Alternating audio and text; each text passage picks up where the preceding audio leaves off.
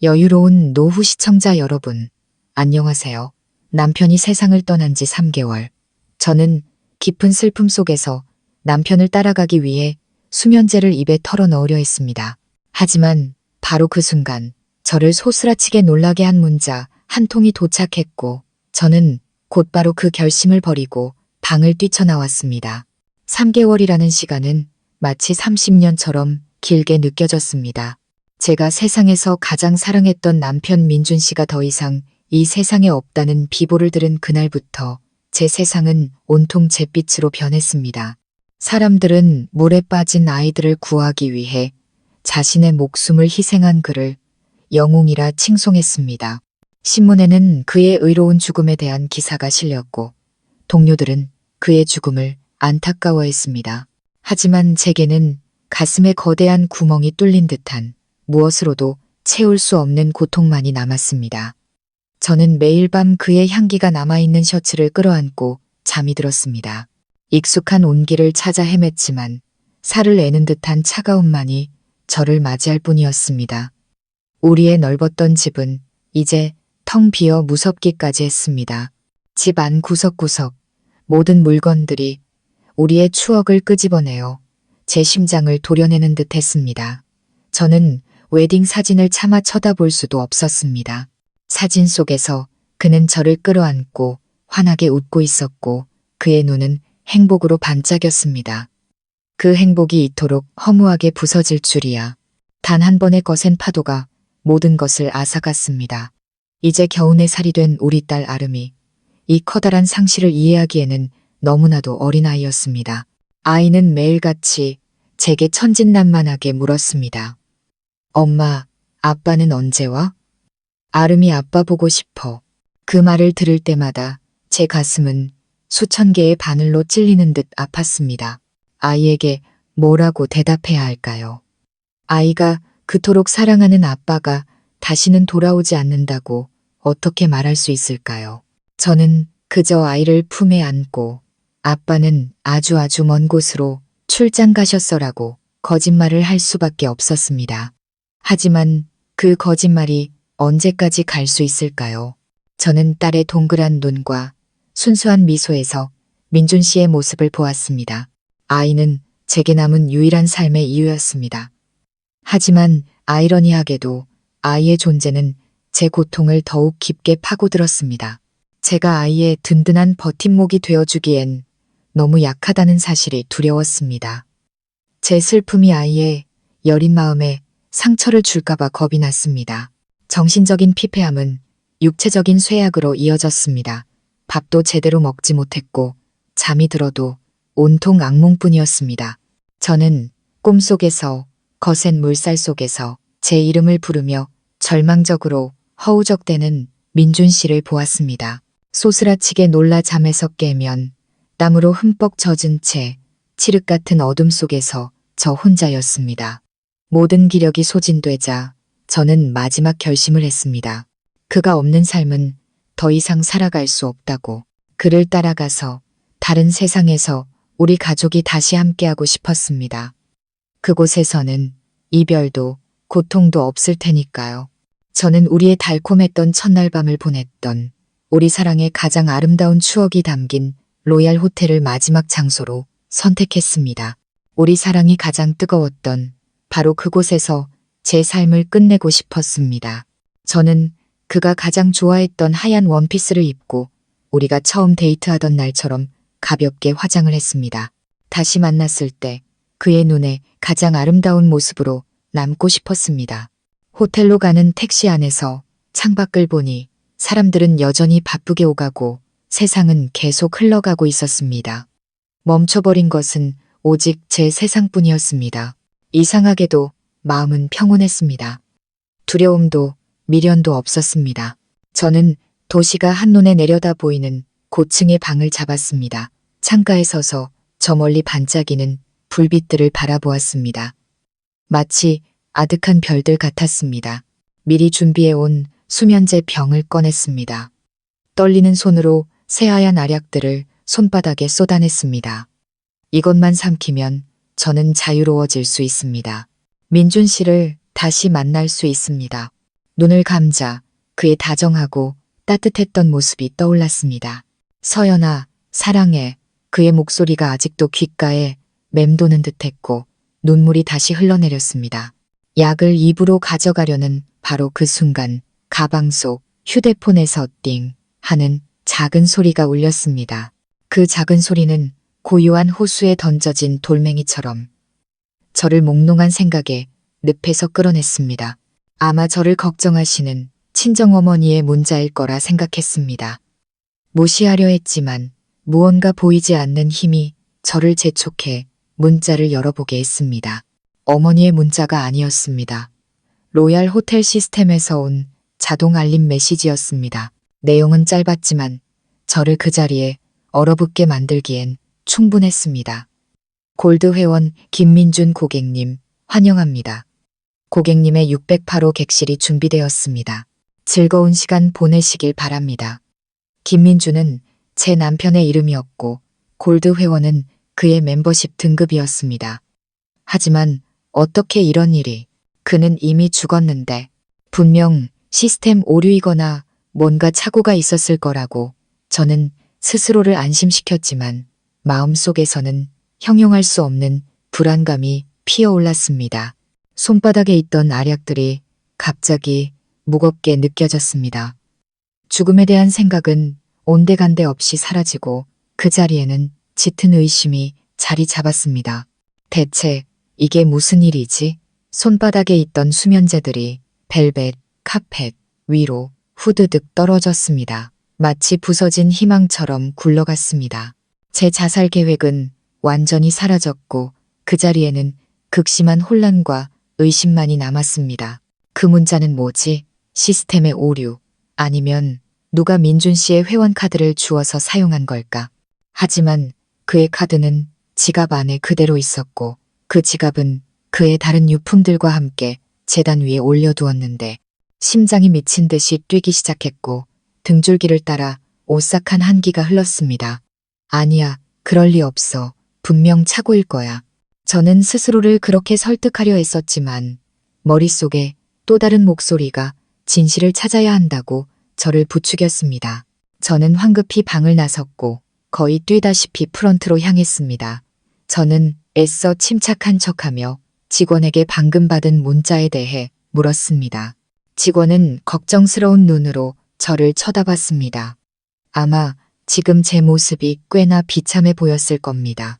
시스템을 확인한 직원은 김민준 회원님의 계정으로 608호가 예약되었고 예약자는 현금으로 결제를 마쳤다고 확인해 주었습니다. 아마 동명이인이거나 카드 번호를 잘못 입력한 것 같아요. 손님. 그녀는 저를 위로하려 했지만 그 설명은 제 마음속 의심의 구름을 걷어내지 못했습니다. 동명이인 김민준이라는 이름이 아주 흔한 이름도 아닐 뿐더러 이름과 회원 번호까지 같을 확률은 거의 없었습니다. 저는 직원에게 감사 인사를 하고 돌아섰습니다. 머릿속이 복잡했습니다. 이제 어떻게 해야 하지? 608호에 올라가서 확인해 볼까? 하지만 무슨 자격으로? 만약 정말 우연의 일치라면 저는 소란을 피운 이상한 사람이 될 뿐입니다. 하지만 만약 우연이 아니라면? 그 미친 생각이 머리를 스치자 온몸에 소름이 돋았습니다. 아니야, 민준 씨는 죽었어. 내가 직접 그의 시신을 확인했고 내 손으로 장례를 치렀는데 그가 어떻게 여기에 있을 수 있겠어. 분명 내가 스스로를 겁주고 있는 거야. 저는 방으로 돌아와 기진맥진한 채 침대에 주저앉았습니다. 도시의 소음은 여전했고 제 마음속에서 휘몰아치는 폭풍 따위는 아무도 신경 쓰지 않는 듯했습니다. 저는 그날 밤 호텔에 머물기로 했습니다.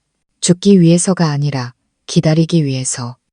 무엇을 기다리는지는 몰랐지만 뭔가 이상한 일이 벌어지고 있다는 직감이 강하게 들었습니다. 그날 밤 저는 한숨도 자지 못했습니다. 다음 날 아침 저는 퀭한 눈으로 방을 나섰습니다. 로비로 내려가 체크아웃을 하고 집으로 돌아갈 생각이었습니다. 현실을 마주해야지. 이 모든 건 내가 너무 슬퍼서 헛생각을 한 걸 거야. 엘리베이터에 타서 문이 닫히려던 순간 한 손이 들어와 문을 막았습니다. 한 남자와 한 여자가 들어왔습니다. 저는 습관적으로 구석으로 비켜서며 그들에게 신경 쓰지 않았습니다. 엘리베이터가 내려가기 시작했습니다. 그때 제 귀에 익숙한 중저음의 목소리가 들렸습니다. 수천 번도 더 들었던 목소리. 꿈속에서도 항상 듣던 그 목소리. 어젯밤에 잠은 잘 잤어. 심장이 멎는 것 같았습니다. 저는 고개를 번쩍 들었습니다. 남자는 저에게 등을 돌리고 서 있었습니다. 하지만 그 넓은 등, 듬직한 어깨, 그리고 짙은 검은 머리만 봐도 알 수 있었습니다. 민준 씨였습니다. 틀림없었습니다. 그는 옆에 있는 여자의 허리를 감싸 안고 있었습니다. 아주 다정하고 친밀한 몸짓이었습니다. 여자는 그의 어깨에 머리를 기대고 킥킥거리며 웃고 있었습니다. 제 주변에 모든 것이 무너져 내리는 듯했고 숨이 막혔습니다. 이게 꿈인가? 아니면 내가 정말 미쳐버린 걸까? 그의 이름을 부르고 싶었고 달려가서 그의 얼굴을 확인하고 싶었지만 목이 메어 소리가 나오지 않았고 발은 바닥에 붙어버린 듯 움직이지 않았습니다. 바로 그때 남자가 고개를 살짝 돌렸고 저는 그의 익숙한 옆모습을 보았습니다. 오똑한 콧날, 얇은 입술, 그리고 귓불, 바로 아래의 작은 점까지 그였습니다. 정확히 제 남편이었습니다. 3개월 전에 죽었다고 생각했던 제 남편 김민준. 그는 다른 여자를 끌어안고 있었습니다. 그 광경은 제 심장에 칼이 꽂히는 것 같았습니다. 그의 사망 소식을 들었을 때보다 더 끔찍한 고통이었습니다. 슬픔, 충격, 그리고 배신감이 한꺼번에 밀려왔습니다. 엘리베이터 문이 로비층에서 열리자 그들은 손을 잡고 웃으며 걸어 나갔습니다.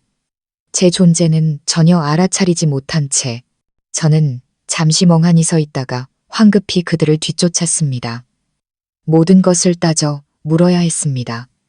왜 나를, 온 세상을 속였는지 물어야 했습니다. 하지만 호텔 로비는 사람들로 붐볐고 저는 인파 속으로 사라지는 그들의 뒷모습만 겨우 볼 수 있었습니다. 인파를 헤치고 밖으로 뛰쳐나갔지만 그들은 이미 사라지고 없었습니다. 저는 오가는 사람들 사이에서 망연자실하게 서 있었습니다. 눈물이 뺨을 타고 흘러내렸습니다. 내 남편은 죽지 않았습니다.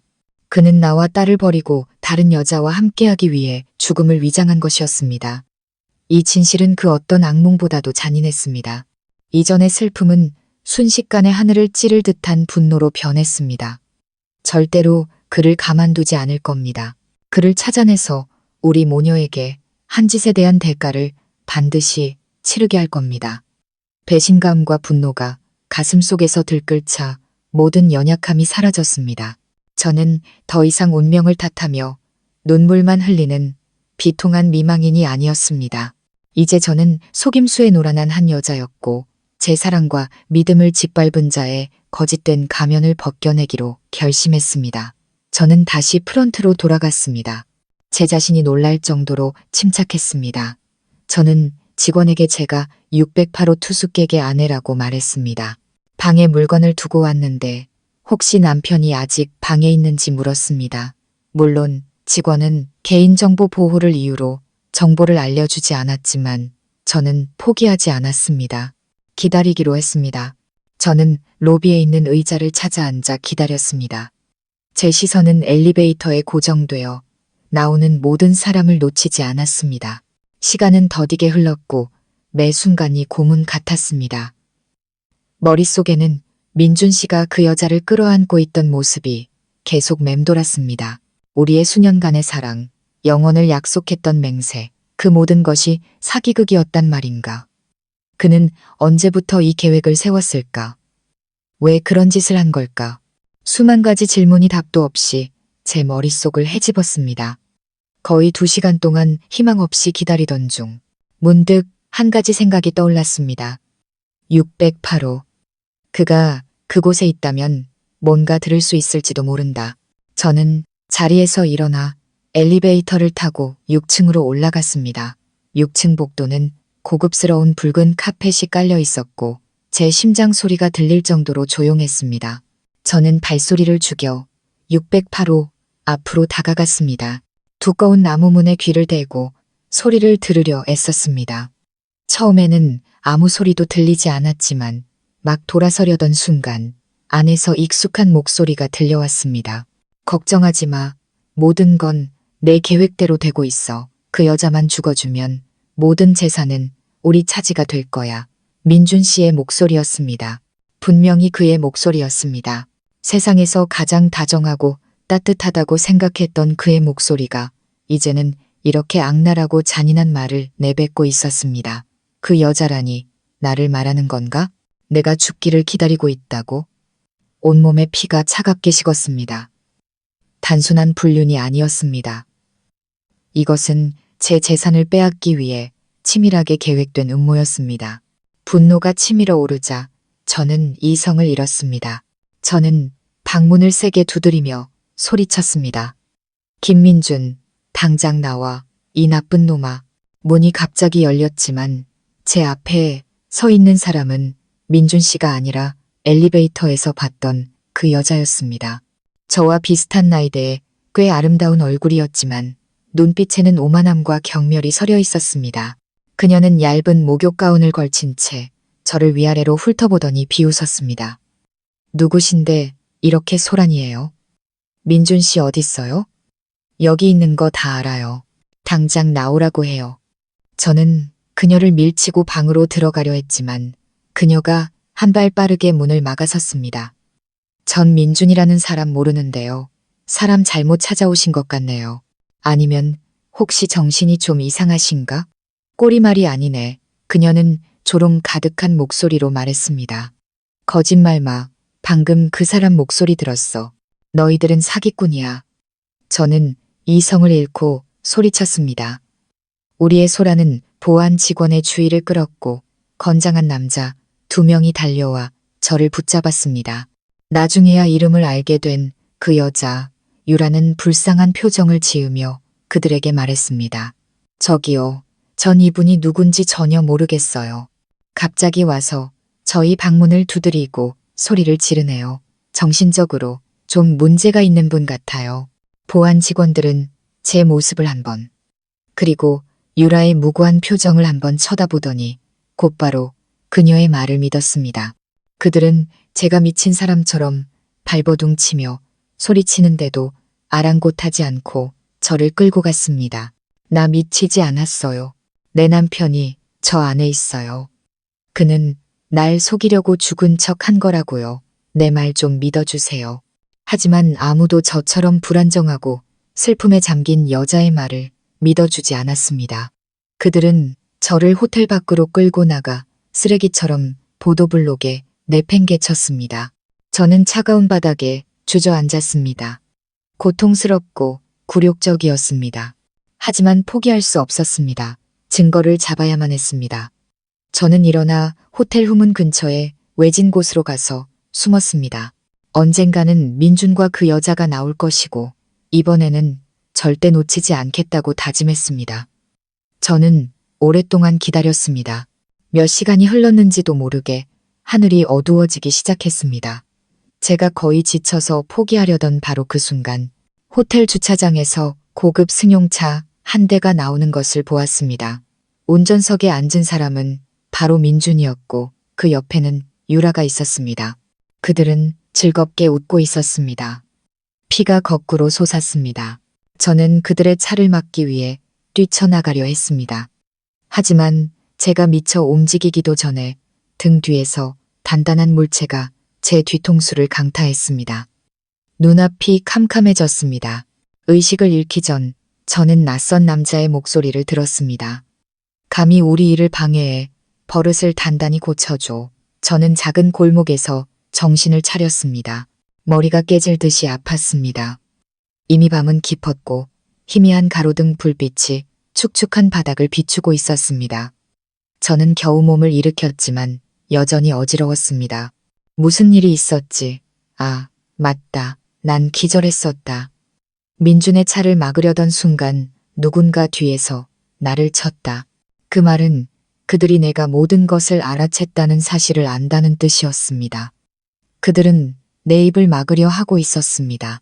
잠시 두려움이 스쳤지만 곧 분노가 그 자리를 대신했습니다.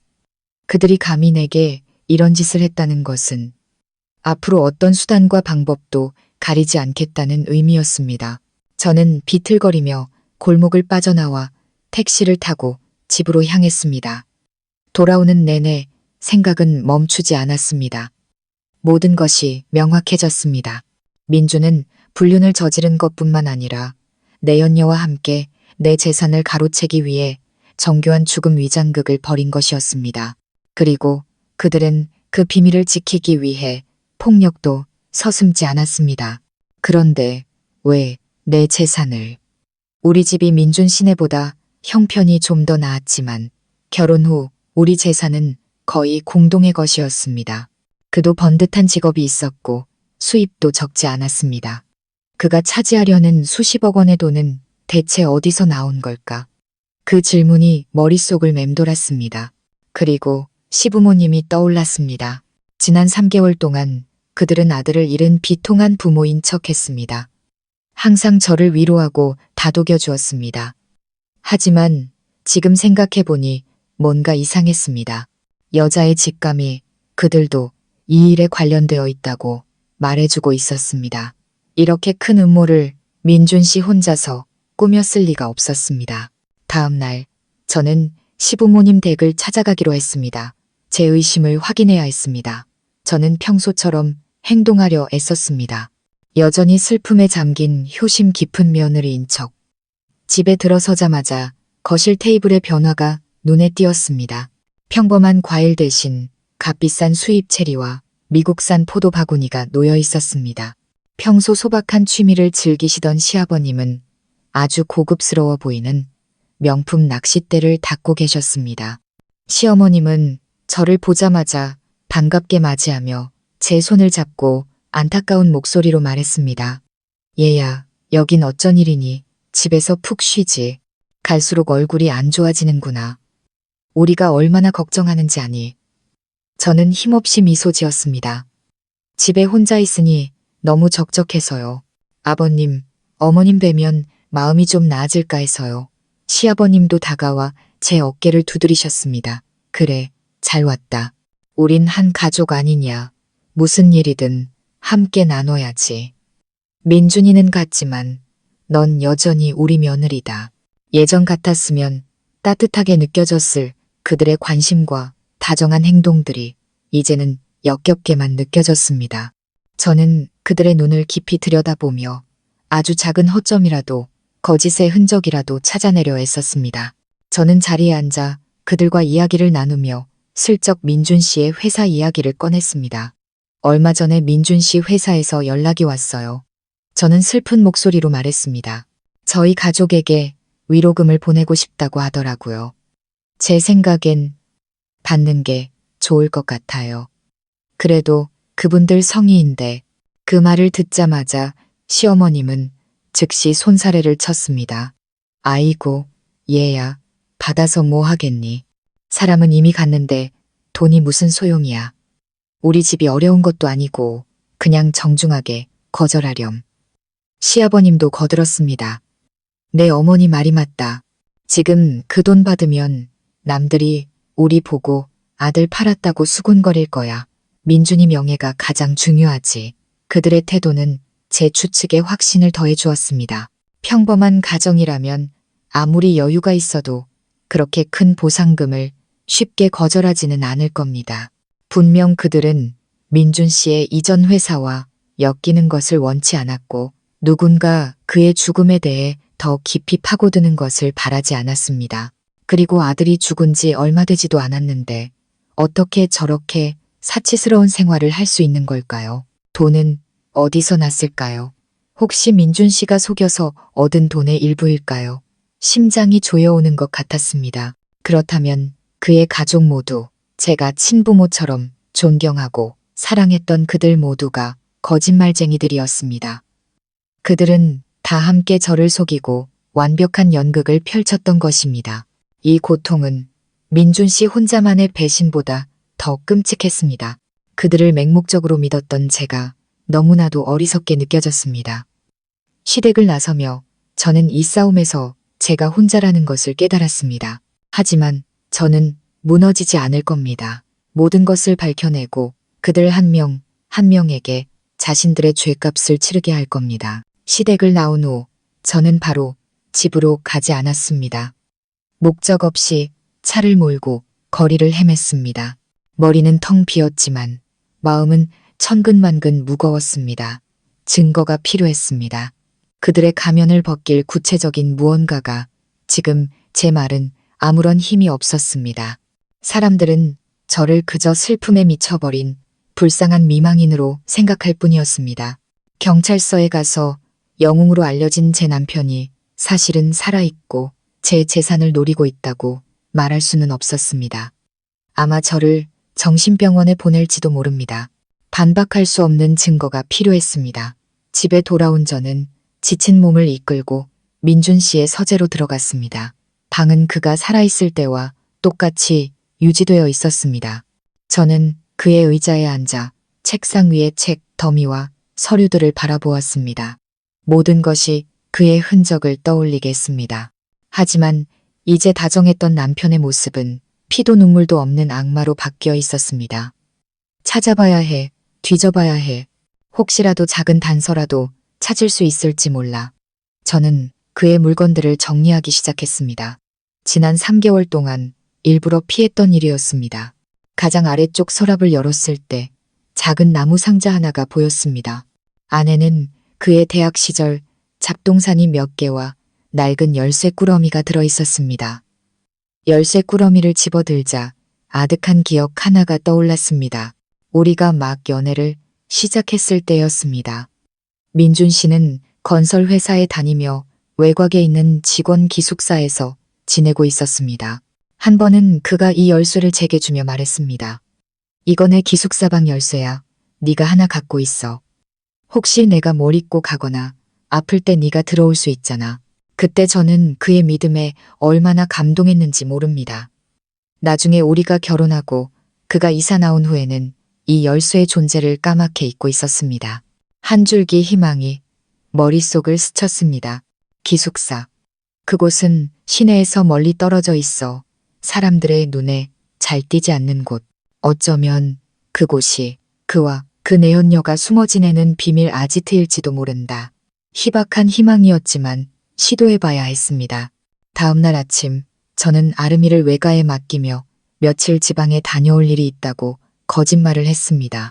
딸이 아쉬워하며 작별 인사를 하는 모습을 보니 가슴이 미어졌습니다.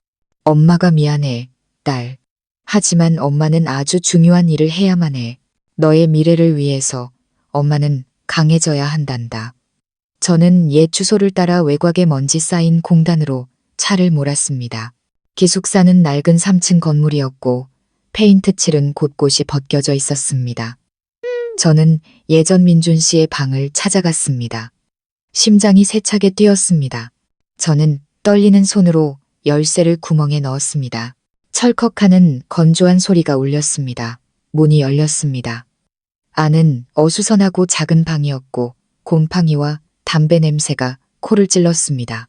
언뜻 보기에는 오랫동안 버려진 방 같았습니다. 하지만 제가 조심스럽게 주위를 살피자 이상한 흔적들이 보이기 시작했습니다. 방구석 작은 테이블 위에는 민준 씨가 즐겨 피우던 종류의 담배꽁초가 가득한 재떨이가 있었습니다. 그 옆에는 짙은 붉은색 립스틱 자국이 남은 유리잔이 놓여 있었습니다. 심장이 쿵 내려앉았습니다. 저는 화장실로 들어갔습니다. 선반 위에는 남자용 치약과 칫솔 옆에 분홍색 칫솔이 하나 더 놓여 있었습니다. 나란히 놓인 두 개의 칫솔은 마치 제 결혼 생활을 노골적으로 조롱하는 것 같았습니다. 분노에 온몸이 떨렸습니다. 저는 다시 방으로 돌아와 옷장문을 활짝 열었습니다. 민준 씨의 옷들이 여전히 걸려 있었고 그 사이에는 여성용 옷 몇 벌이 섞여 있었습니다. 그리고 제 시선은 옷장 아래 아무렇게나 던져진 검은색 레이스 속옷에 멈췄습니다. 이것은 반박할 수 없는 증거였습니다. 그는 여기서 다른 여자와 함께 살았던 겁니다. 그가 죽기 훨씬 전부터 그는 오랫동안 저를 속여왔던 것입니다. 제가 항상 믿었던 사랑과 순결은 결국 저 혼자만의 연극이었던 셈입니다. 눈앞에 펼쳐진 진실에 저는 거의 쓰러질 뻔했습니다. 저는 차가운 바닥에 주저앉았고 눈물이 하염없이 흘렀습니다. 하지만 그 눈물은 슬픔이나 연약함의 눈물이 아니었습니다. 그것은 극에 달한 증오의 눈물이었습니다. 저는 너무 어리석었고 너무 눈이 멀었습니다. 제 모든 청춘과 사랑을 자격 없는 인간에게 바쳤던 것입니다. 무언가 해야 해. 당장 여기서 나가야 해. 철컥 밖에서 열쇠가 자물쇠에 들어가는 소리에 저는 소스라치게 놀랐습니다. 그들이 돌아왔다. 젠장. 여기서 들키면 안 돼. 저는 황급히 주위를 둘러보며 숨을 곳을 찾았습니다. 침대 밑 유일한 곳이었습니다. 생각할 겨를도 없이 저는 낡은 침대 밑으로 기어 들어갔습니다. 좁고 먼지투성이이며 어두컴컴한 공간이었습니다. 저는 숨을 죽였습니다. 심장이 가슴속에서 미친 듯이 울렸습니다. 문이 열리고 두 쌍의 바리방으로 들어왔습니다. 반짝이는 남성용 구두와 빨간색 하이힐, 그들이었습니다.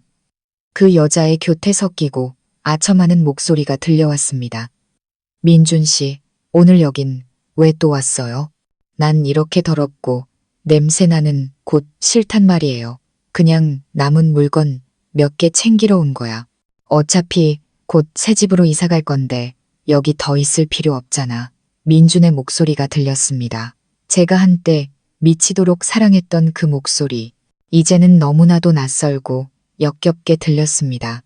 그리고 좀 조심해야 돼.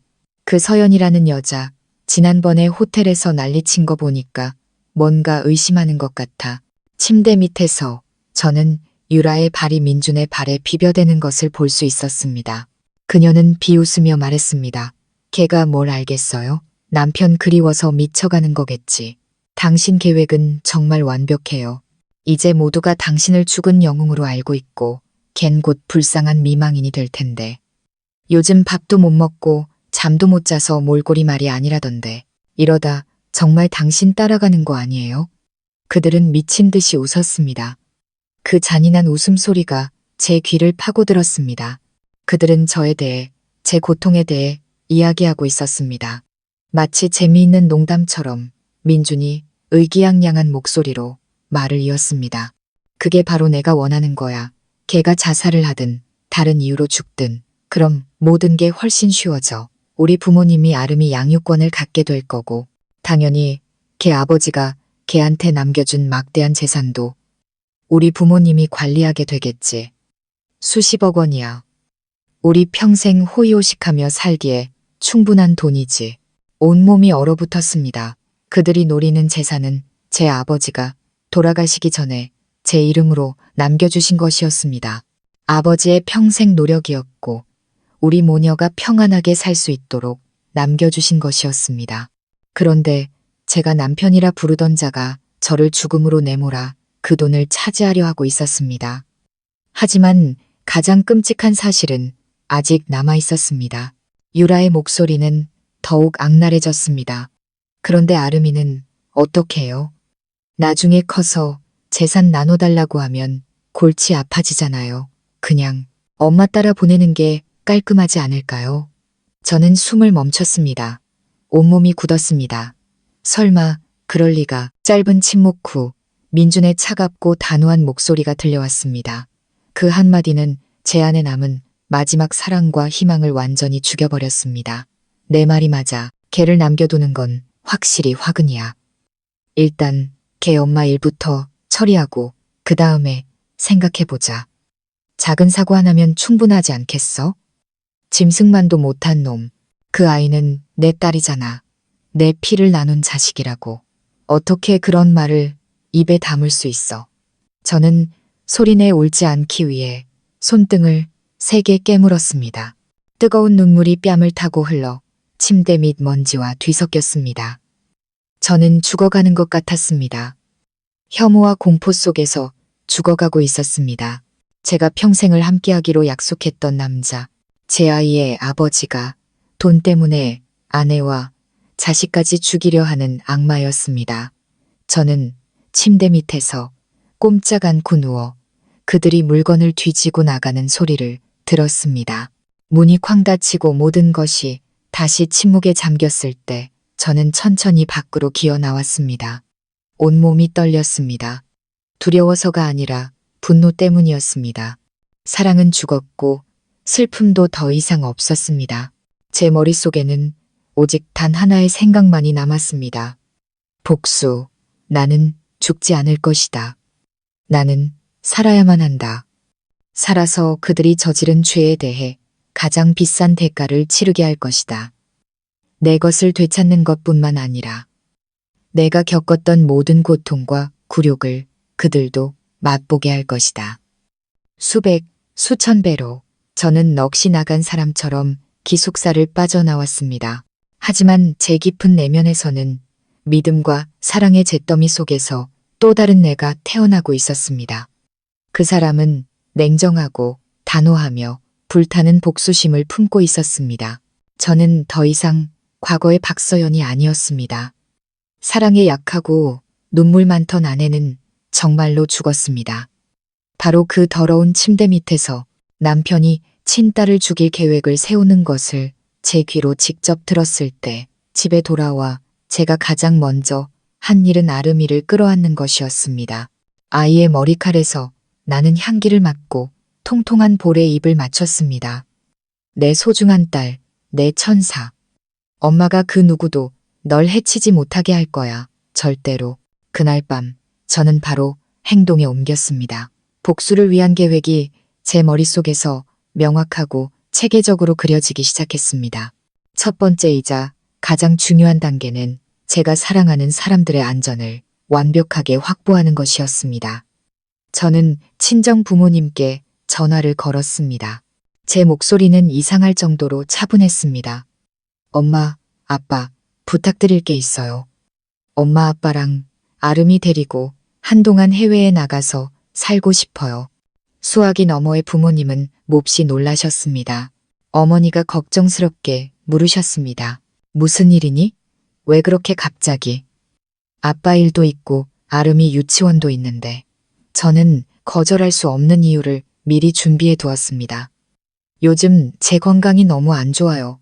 의사 선생님이 제가 심한 정신적 충격을 받아서 환경을 바꿔야 한대요. 그런데 저 혼자는 못 가겠어요. 엄마 아빠랑 아름이가 옆에 있어야 해요. 그냥 우리 가족 다 같이 액땜 삼아 여행 가서 요양한다고 생각하시면 안 될까요? 제 건강에 문제가 있다는 말을 듣자 부모님은 더 이상 망설이지 않으셨습니다. 저에 대한 사랑은 그 어떤 것보다 크셨습니다. 그들은 즉시 동의하며 최대한 빨리 모든 것을 정리하겠다고 약속하셨습니다. 제가 그들에게 거짓말을 하는 것이 이기적이라는 것을 알았지만 다른 방법이 없었습니다. 그 끔찍한 진실을 참아 말씀드릴 수 없었습니다. 그 사실이 부모님을 죽일 수도 있었습니다. 그들이 사랑했던 사위가 악마라는 것을 알게 하는 것보다는 제가 약해서 보살핌이 필요하다고 생각하게 하는 편이 나았습니다. 며칠 만에 저는 제 모든 예금을 쓰고 값나가는 보석 몇 점을 팔아 모든 절차를 마쳤습니다. 비행기표, 비자, 그리고 호주에 장기 임대할 아파트까지. 평화롭고 그 짐승들의 손이 닿지 않을 만큼 먼 나라였습니다. 공항에서 부모님과 딸을 배웅하는 날, 저는 애써 환하게 웃으려 했지만 마음속은 폭풍우가 몰아치고 있었습니다. 아름이가 제 목을 끌어안고 웅얼거리며 말했을 때 엄마, 빨리 와야 해. 제 심장은 산산조각 나는 것 같았습니다. 저는 아이의 이마에 입을 맞추며 속삭였습니다. 착하게 있어야 해. 우리 아가. 엄마 꼭 갈게. 약속해. 제가 가장 사랑하는 모든 것을 싣고 비행기가 이륙하는 것을 보며 저는 극심한 공허함과 외로움을 느꼈습니다. 하지만 동시에 안도감이 들었습니다. 이제 그들은 안전합니다. 이제 저는 온전히 저만의 싸움을 시작할 수 있습니다. 잃을 것도 두려울 것도 없습니다. 제 계획의 두 번째 단계는 사고를 위장하는 것이었습니다. 제게는 완벽하게 변할 수 있는 그들의 모든 계획을 무너뜨릴 합리적인 핑계가 필요했습니다. 기억상실, 그것은 완벽한 아이디어였습니다. 사고로 기억을 잃은 사람은 과거에 약속에 유언장이나 재산 합의에 얽매이지 않을 것입니다. 저는 백지가 될 것이고 그 위에 무엇을 쓸지는 바로 제가 결정할 것입니다. 이를 위해 저는 의사들이 제게 기억상실 진단을 내릴 만큼의 머리 부상을 입는 것으로 끝나는 교통사고를 꾸몄습니다. 미친 소리처럼 들리겠지만 증오는 제게 냉철한 머리와 무서울 정도의 대담함을 주었습니다. 저는 더 이상 제가 아니었습니다. 저는 지옥에서 돌아온 유령이었고 빚을 받으러 온 것이었습니다. 이 피의 빚은 반드시 피로 갚아야 합니다. 사고는 계획대로 한적한 도로에서 일어났습니다. 끔찍한 충돌음과 함께 제 머리는 차체에 세게 부딪혔고 모든 것이 어둠 속으로 잠겼습니다. 제가 다시 눈을 떴을 때 코끝에 소독약 냄새가 훅 끼쳐왔습니다. 주위는 온통 병원의 흰색이었습니다. 머리에는 흰 붕대가 감겨 있었고 욱신거렸습니다. 계획은 성공했습니다. 저는 살아남았습니다. 한 간호사가 제가 깨어난 것을 보고 달려와 기쁜 목소리로 말했습니다. 정신이 드세요? 다행이다.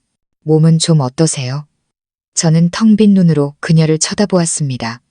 저는 힘없고 혼란스러운 목소리로 겨우 입을 열었습니다. 저는 누구죠? 여긴 어디예요? 제 연극은 시작되었습니다. 간호사는 안타까운 눈으로 저를 보더니 급히 의사를 부르러 갔습니다. 나이든 의사는 저를 진찰한 후 머리에 강한 충격으로 인해 제가 일시적인 기억상실증에 걸렸다고 진단했습니다. 그는 제가 회복될 수도 있지만 그렇지 않을 수도 있다고 말했습니다. 그것은 부상 정도와 환자의 의지에 달려 있다고. 모든 것이 제 예상대로 흘러갔습니다. 제가 사고를 당해 기억을 잃었다는 소식은 곧 시댁에 전해졌습니다. 그들은 허둥지둥 병원으로 달려왔습니다. 저를 보자마자 시어머니는 침대 옆으로 달려와 비통하게 울부짖었습니다. 서연아, 아이고, 내 딸아, 어쩌다 이 지경이 됐니? 내가 누군지 알아보겠니? 저는 눈앞에서 울고 있는 낯선 여자를 바라보며 반사적으로 몸을 움츠렸습니다. 눈에는 두려움이 가득했습니다.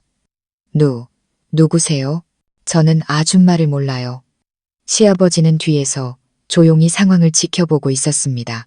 그는 좀 더 침착해 보였지만 그 교활한 늙은이의 눈에서는 저를 떠보는 듯한 빛이 스쳤습니다. 그는 가까이 다가와 온화한 목소리로 말했습니다. 서연아, 아비다. 정말 아무것도 기억나지 않는 거니? 내 남편 민준이도 기억 안 나? 민준. 그 이름에 심장이 쿵하고 내려앉았습니다. 사랑 때문이 아니라 증오 때문이었습니다. 하지만 제 얼굴에는 혼란스러운 표정만 드러났습니다. 저는 고개를 저었습니다. 민준, 남편, 전 아무것도 기억나지 않아요. 머리가 너무 아파요.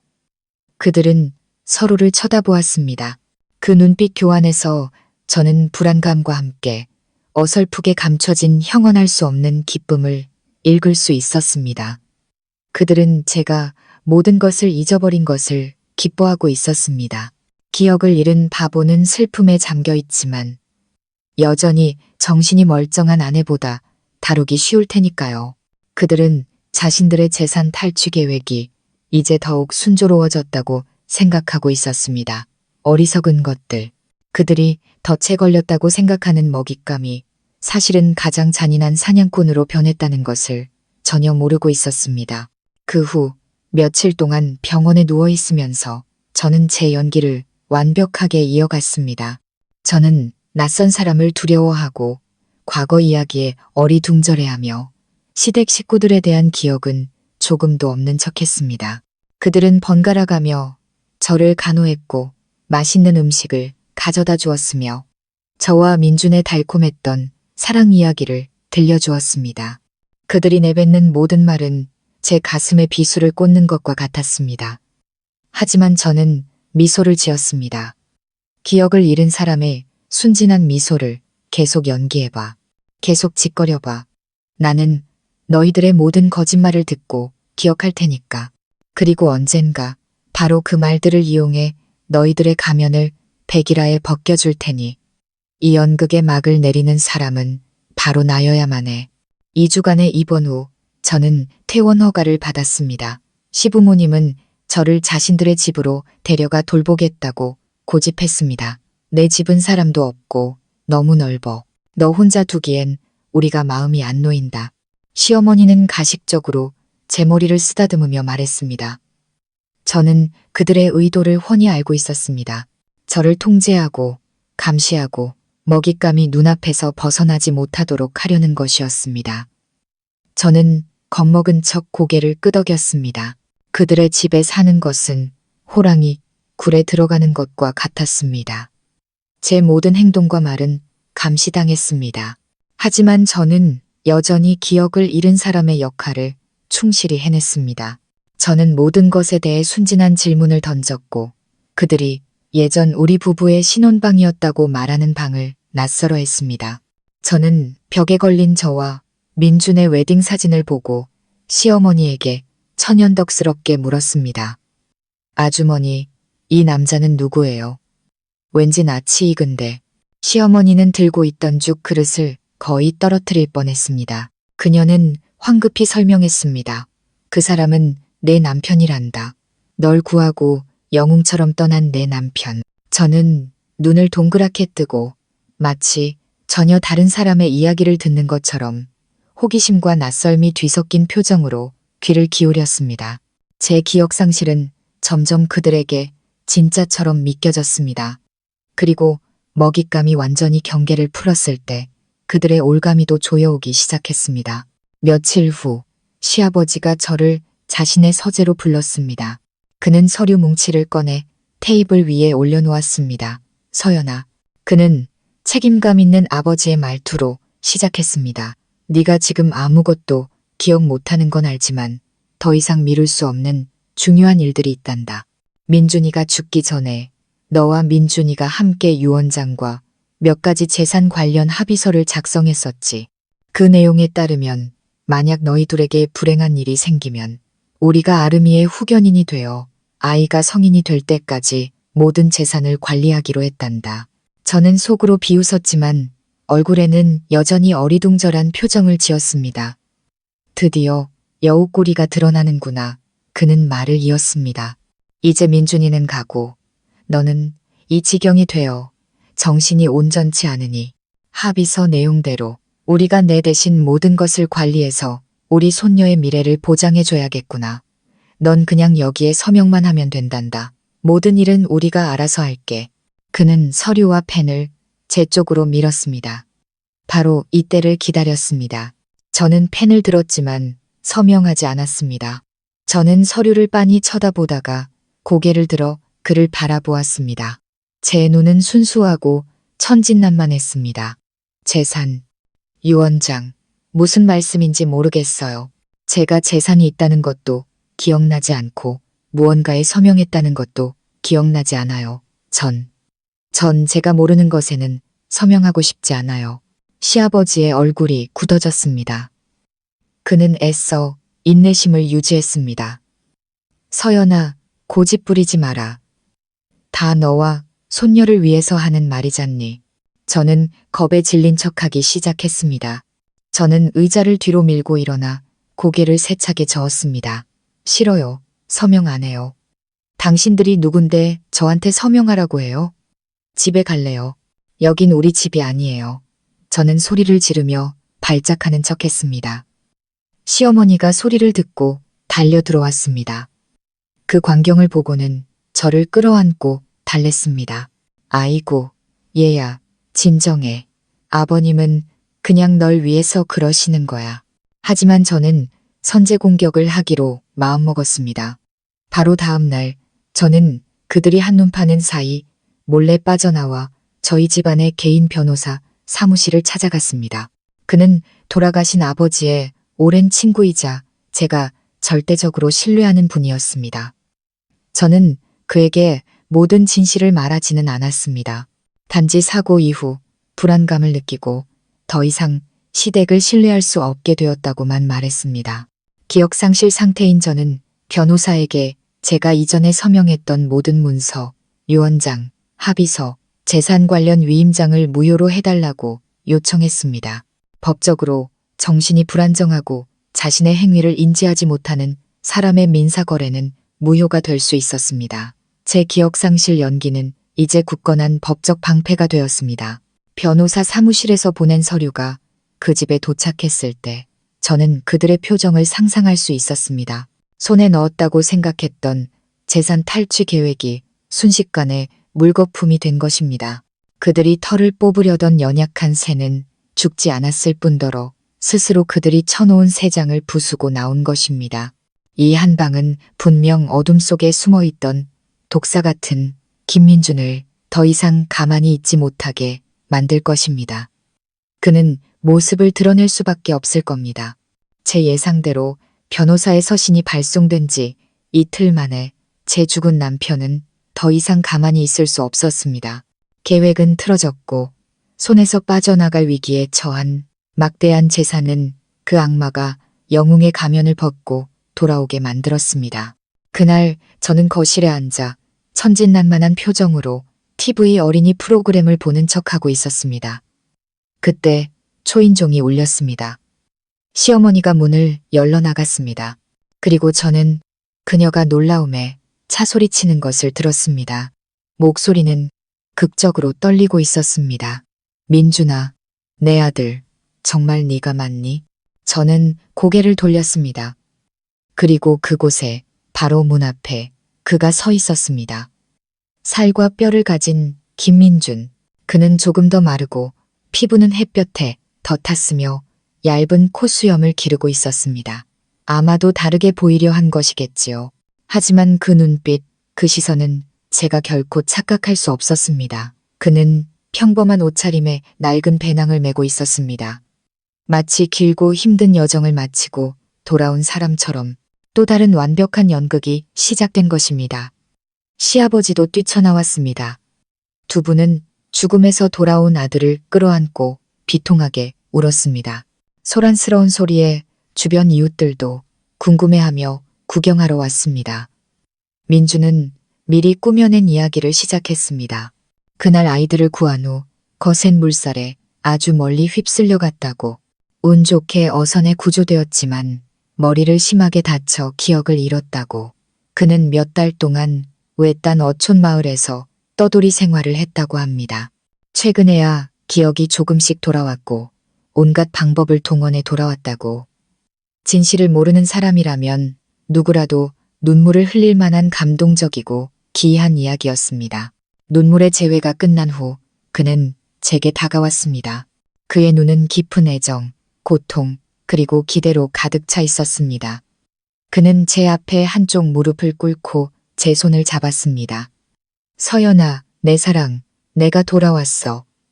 이렇게 오랫동안 너 혼자 힘들게 해서 미안해. 그의 손은 따뜻했지만 제게는 얼음장보다 더 차갑게 느껴졌습니다. 저는 그의 손을 뿌리치고 뒤로 물러섰습니다. 제 눈빛은 마치 괴물을 보는 듯 두려움과 낯설므로 가득했습니다. 누구세요? 왜 제 손을 잡아요? 민준의 얼굴에 잠시 당혹감이 스쳤지만 이내 고통스러운 표정으로 바뀌었습니다. 그는 부모님을 돌아보며 목맨 소리로 말했습니다. 아버님, 어머님, 서연이가 왜 이러죠? 시어머니는 급히 눈물을 닦으며 설명했습니다. 애가 교통사고를 당해서 기억을 잃었단다. 아무도 알아보지 못해. 민주는 눈이 충혈된 채 저를 바라보았습니다. 그의 연기는 너무나도 실감났습니다. 어떤 여자라도 그 눈빛 앞에서는 마음이 녹아내릴 것입니다. 하지만 저는 아니었습니다. 저는 역겨운 가식만을 느낄 뿐이었습니다. 그는 일어나서 천천히 제게 다가왔습니다. 괜찮아. 네가 날 기억하지 못해도 괜찮아. 내가 내 곁에서 널 돌보면서 네 기억을 되찾도록 도와줄게. 우리 처음부터 다시 시작하자. 응. 그는 물처럼 부드러운 목소리로 말했습니다. 하지만 저는 그 부드러움 뒤에 숨겨진 사악한 계획을 알고 있었습니다. 그는 저를 사랑해서가 아니라 제 돈 때문에 돌아온 것입니다.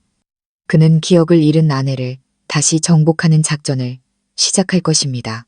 저를 다시 한번 속여서 그를 믿게 만들고 결국 모든 것을 빼앗을 것입니다. 저는 그를 그리고 아들의 연극에 감탄하며 고개를 끄덕이는 시부모님을 보았습니다. 정말 대단한 배우 가족이었습니다. 좋아요. 당신들이 연기하고 싶다면 저도 함께 연기해주죠. 당신이 날 정복하게 내버려 두겠어요. 당신이 스스로 내가 쳐놓은 덫으로 걸어 들어오게 만들겠어요. 게임은 이제부터 진짜 시작입니다. 그리고 이번에는 제가 판을 주도할 겁니다. 민준의 귀환은 작지 않은 파장을 일으켰습니다. 기억을 잃었던 영웅이 가족의 품으로 돌아온 이야기는 언론에 의해 미화되었습니다. 그리고 그의 가족은 다시 한번 동정과 존경의 중심에 섰습니다. 민주는 헌신적인 남편 역할을 완벽하게 해냈습니다. 매일 그는 끈기 있게 제 곁을 지켰고 옛 추억을 이야기해 주었으며 낡은 사진들을 보여주었고 우리가 예전에 데이트했다는 장소들로 저를 데려갔습니다. 그는 이 모든 것을 깊은 애정과 인내심을 담은 표정으로 단 한 번의 불평도 없이 해냈습니다. 하지만 기억을 잃은 사람의 가면을 쓴 저는 그에게 두려움과 거리감으로만 답했습니다. 서연아, 이 카페 기억나? 내가 너한테 처음 데이트 신청했던 곳이 바로 여기야. 민주는 호숫가의 작은 카페를 가리키며 추억에 잠긴 목소리로 말했습니다. 저는 그를 한번, 그리고 카페를 한번 쳐다보았습니다. 눈빛은 텅 비어 있었습니다. 기억 안 나요. 제발 저 좀 그만 따라다니시면 안 될까요? 전 아저씨를 몰라요. 저는 그렇게 말하고 등을 돌려 걸어갔습니다. 상처받고 고통스러워하는 표정의 그를 뒤로 한 채. 물론 제 모든 행동에는 목적이 있었습니다. 제가 그를 밀어낼수록 그는 제가 정말로 기억을 잃었다고 믿을 것이고 그의 경계심은 더욱 느슨해질 것입니다. 그는 저를 정복하기 위해 더욱 애쓸 것이고 제가 쳐놓은 덫에 더 쉽게 빠질 것입니다. 시어머니는 그런 저를 보고 못마땅해 했습니다. 그녀는 저를 붙잡고 나무랐습니다. 서연아, 너 왜 그러니? 내 남편이잖니. 그 애가 얼마나 힘들게 돌아왔는데 어떻게 그렇게 대할 수가 있어. 저는 눈물이 그렁그렁한 눈으로 그녀를 보며 억울한 목소리로 말했습니다. 하지만 전 정말 아무것도 기억나지 않아요. 자꾸 기억하라고 하시니 너무 무서워요. 제가 몸을 떠는 척하자 아니나 다를까 더 교활한 시아버지가 아내에게 조용히 하라는 신호를 보냈습니다. 그는 지금 저를 압박하면 안 된다는 것을 알고 있었습니다. 그러지 않으면 어항 속 금붕어가 겁을 먹고 죽어버릴 테니까요. 며칠간의 실패 끝에 민주는 전략을 바꾸기로 했습니다. 그는 카페에서 만나 중요한 할 말이 있다며 시부모님을 통해 저를 설득해달라고 부탁했습니다. 이것 또한 그의 계획의 일부라는 것을 알았기에 저는 마지못해 동의했습니다. 우리는 마주 앉았습니다. 그는 제가 예전에 좋아했던 주스를 주문했습니다. 그는 애정이 가득한 눈빛으로 저를 바라보았습니다. 서연아, 네가 지금 많이 혼란스러운 거 알아. 당장 모든 걸 기억하라고 강요하지 않을게. 그냥 나한테 기회를 한 번만 줬으면 좋겠어. 우리가 처음부터 다시 알아갈 기회 말이야. 나를 그냥 새로운 친구라고 생각해주면 안 될까? 저는 말없이 주스만 휘저었습니다. 그를 쳐다보지 않았습니다. 속에서 역겨움이 치밀어 올랐습니다. 새로운 친구, 아내와 자식을 죽여 재산을 빼앗으려던 자가 어떻게 저렇게 달콤한 말을 할 수 있을까? 제가 대답이 없자 그는 말을 이었습니다. 네가 얼마나 힘든 시간을 보냈을지 알아. 미안해. 이제부터는 내가 여기 내 곁에서 널 지켜줄게. 다시는 누구도 널 상처 입히지 못하게 할 거야. 그 말은 제 마음속 화약통에 불을 붙이는 것 같았습니다. 나를 지켜준다고? 나를 죽이려던 자가 나를 지켜준다고? 정말 어이가 없었습니다. 저는 고개를 들어 그의 눈을 똑바로 쳐다보며 차갑고 단호한 목소리로 말했습니다. 할 말 다 했어요? 무슨 말을 하는지 하나도 모르겠네요. 전 지금 아주 불편해요. 제발 더 이상 저를 귀찮게 하지 말아주세요. 말을 마친 저는 자리에서 일어나 종업원을 불렀습니다. 저는 민준을 가리키며 주변 사람들이 모두 들을 수 있을 만큼 큰 소리로 말했습니다. 저기요, 이 사람이 며칠째 저를 계속 괴롭혀요. 자기가 제 남편이라고 하는데 전 전혀 모르는 사람이에요. 이 사람 좀 여기서 내보내 주시겠어요? 카페 안의 모든 시선이 우리에게 쏠렸습니다. 민준의 얼굴은 굳어졌습니다. 놀라움에서 창피함으로 그리고 분노로 바뀌었지만 그는 애써 감정을 억눌렀습니다. 제가 이렇게 공개적인 장소에서 자신에게 망신을 줄 것이라고는 상상도 못했을 겁니다. 기억을 잃은 연약한 여자가 어떻게 이렇게 단호하게 행동할 수 있을까? 분명 그는 그렇게 생각하고 있을 겁니다. 그리고 그것이 바로 제가 원하는 것이었습니다. 저는 그가 제가 기억을 잃었다고 믿게 하면서도 동시에 저를 경계하게 만들고 싶었습니다. 이 고양이와 쥐의 게임에서 판을 조종하는 사람은 바로 저일 것입니다. 카페에서의 소동은 확실히 효과가 있었습니다. 민준과 그의 가족은 한동안 저에게 성급하게 접근하지 못했습니다. 그들은 전술을 바꾸어 매일 안부 전화를 하고 음식을 보내주었지만 만나자거나 과거를 기억하라고 강요하지는 않았습니다. 그들은 제가 두려움의 가시를 세운 고슴도치 같아서 인내심을 가져야만 길들일 수 있다고 생각했을 겁니다. 하지만 그들은 몰랐습니다. 제 침묵은 다음 공격을 준비하기 위한 것일 뿐이라는 것을. 그리고 제게 무기를 제공해준 사람은 다름 아닌 민준의 내연녀 유라였습니다.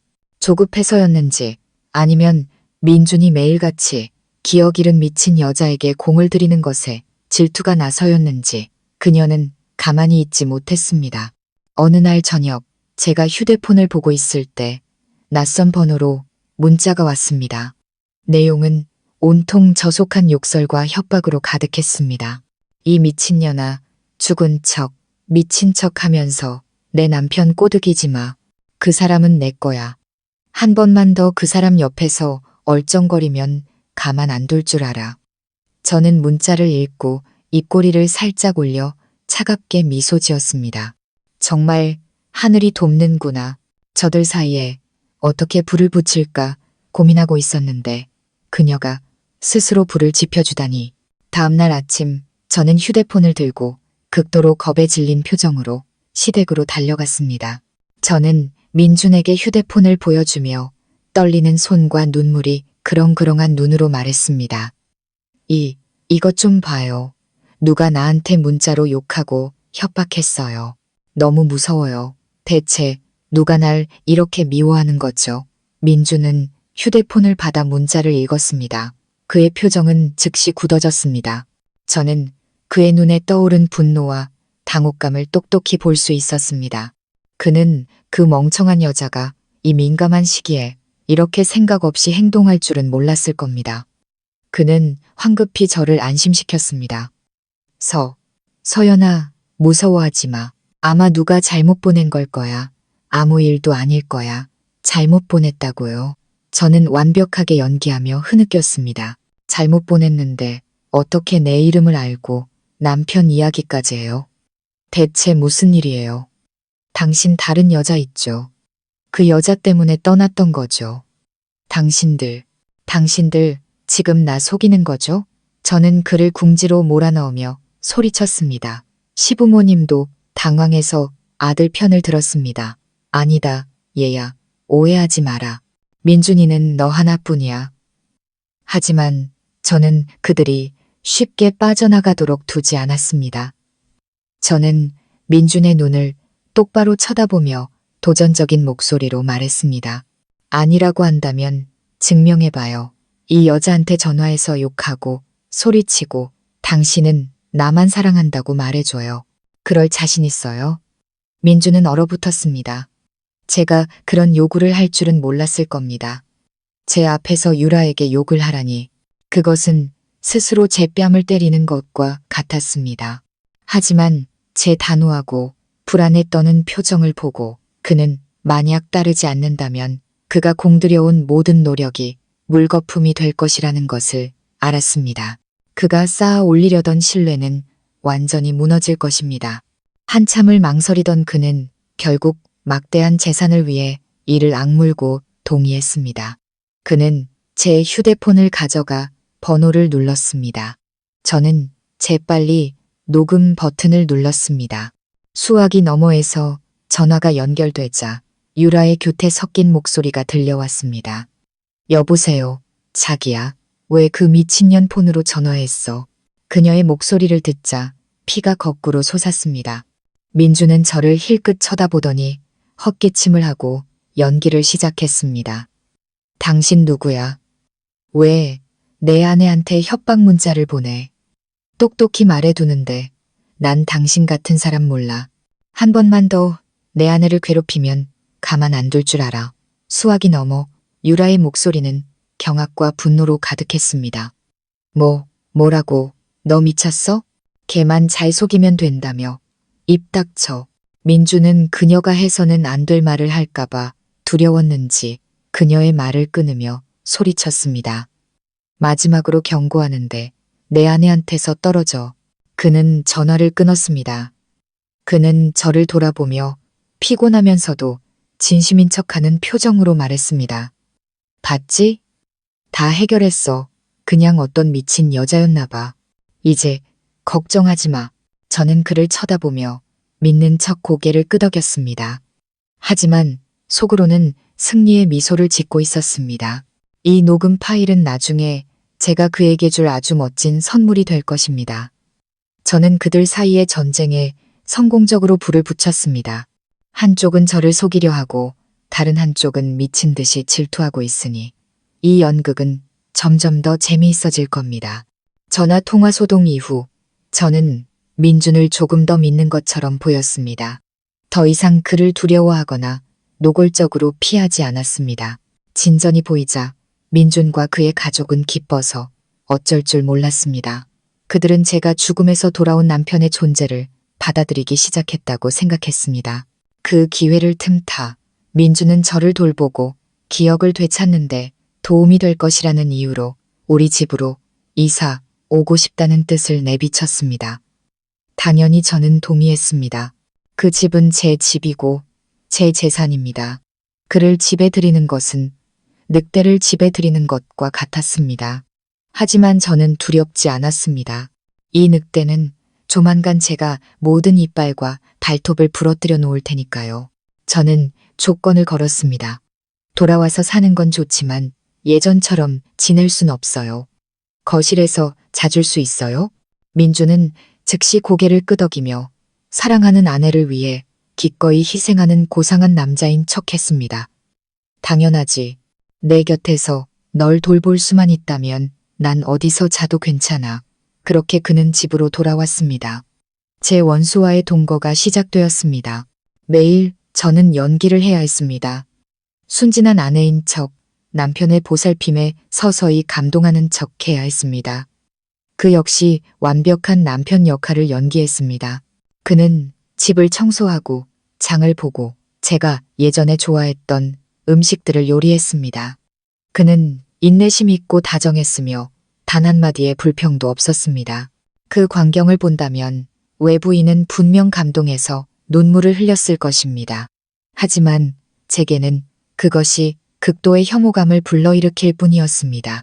어느 날 저녁, 그는 촛불과 꽃으로 화려한 저녁 식사를 준비했습니다. 우리가 다시 알아가게 된 것을 기념하기 위해서라고 했습니다. 그는 저를 사랑스러운 눈빛으로 바라보며 꾸며낸 사랑 이야기를 유창하게 늘어놓았습니다. 저는 조용히 식사만 하며 가끔 몽롱하고 감동한 듯한 눈빛으로 그를 쳐다보았습니다. 그가 한눈 파는 사이 저는 휴대폰을 꺼내 그 로맨틱한 식탁을 촬영했습니다. 그리고 그 사진을 SNS에 올리며 의미심장한 글을 덧붙였습니다. 돌아와줘서, 그리고 나를 인내해줘서 고마워요. 아마도 처음부터 다시 사랑하는 법을 배워야 할 것 같아요. 저는 유라가 항상 제 SNS를 염탐한다는 것을 확신했습니다. 이 글과 사진은 제가 그들의 관계에 던진 시한폭탄이었습니다. 사랑에 빠진 여자, 특히 항상 불안감과 죄책감을 안고 사는 세 번째 인물은 자신의 남자가 다른 여자에게 비록 연기일지라도 다정하고 로맨틱하게 대하는 것을 결코 참지 못할 것입니다. 그리고 제 생각대로 그날 밤 제가 침실에 들어간 후 거실에서 민준이 통화하는 소리가 들렸습니다. 그는 아주 작게 말하려 했지만 고요한 밤중에는 똑똑히 들렸습니다. 물론 제 귀가 밝아서가 아니었습니다. 제가 그의 휴대폰에 몰래 도청 앱을 설치해 두었기 때문입니다. 수화기 너머에서는 유라가 분노에 차소리치고 있었습니다. 다시 사랑하는 법을 배운다고? 당신 지금 뭐 하는 짓이야? 그 미친년한테 정말로 돌아갈 생각이야? 나한테 약속했던 건 다 잊었어. 민주는 그녀를 달래려 애썼습니다. 진정해, 자기야. 그냥 연기일 뿐이야. 걔 신뢰를 얻어서 빨리 재산 양도 서류에 사인하게 하려고 이러는 거잖아. 우리 계획이 잘 진행되고 있는 거 안 보여. 잘 진행된다고 유라가 비웃었습니다. 내 눈엔 당신이 점점 진짜 좋은 남편이 되어가는 걸로만 보이는데 그 사진 보고 내 기분이 어땠는지 알아? 아니면 혹시 걔한테 진짜 감정이 생기기라도 한 거야? 그들의 말다툼은 점점 격해졌습니다. 그들은 서로에게 가장 심한 욕설과 모욕적인 말을 퍼부었습니다. 저는 침대에 누워 이어폰을 끼고 그 모든 것을 들으며 만족스러운 미소를 지었습니다. 계속 서로 물어뜯어봐. 돈에 굶주린 개들처럼 서로 물어뜯을수록 너희는 더 많은 허점을 드러낼 것이고 나는 어부지리로 천천히 그물을 거두어 드릴 테니 우리의 행복한 생활은 계속되었습니다. 민주는 갈수록 모범적인 남편인 척했고 저는 그에게 점점 더 마음을 여는 척했습니다. 하지만 그 평온한 막 뒤에서 저는 제 복수 계획의 다음 단계를 조용히 실행하고 있었습니다. 그들을 재정적으로 압박하는 것. 저는 민준이 물질에 대한 탐욕이 강한 인간이라는 것을 잘 알고 있었습니다. 그가 돌아와서 저를 참아내는 유일한 이유는 바로 그 막대한 재산 때문이었습니다. 만약 제가 그와 그 내연녀를 빚더미에 안게 한다면 그의 탐욕은 더욱 강렬해질 것이고 그는 이성을 잃기 더 쉬워질 것입니다.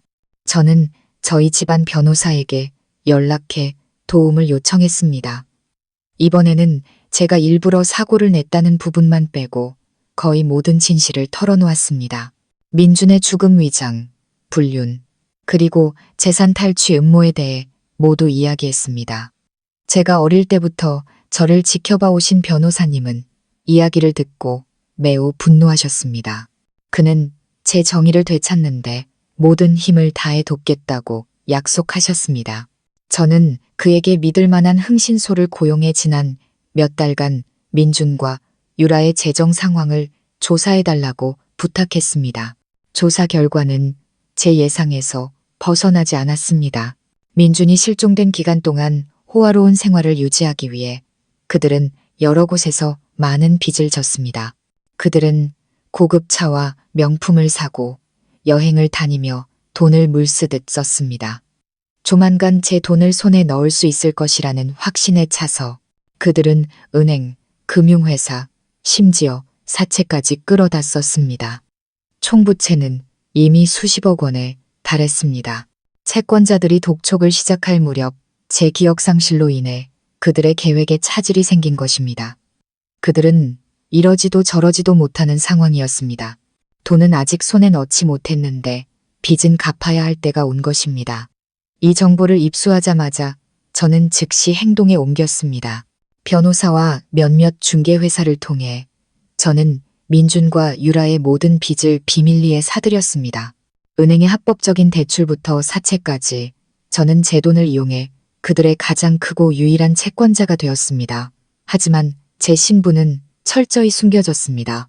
이후의 모든 채권 추심은 전문 추심 회사를 통해 이루어질 것입니다.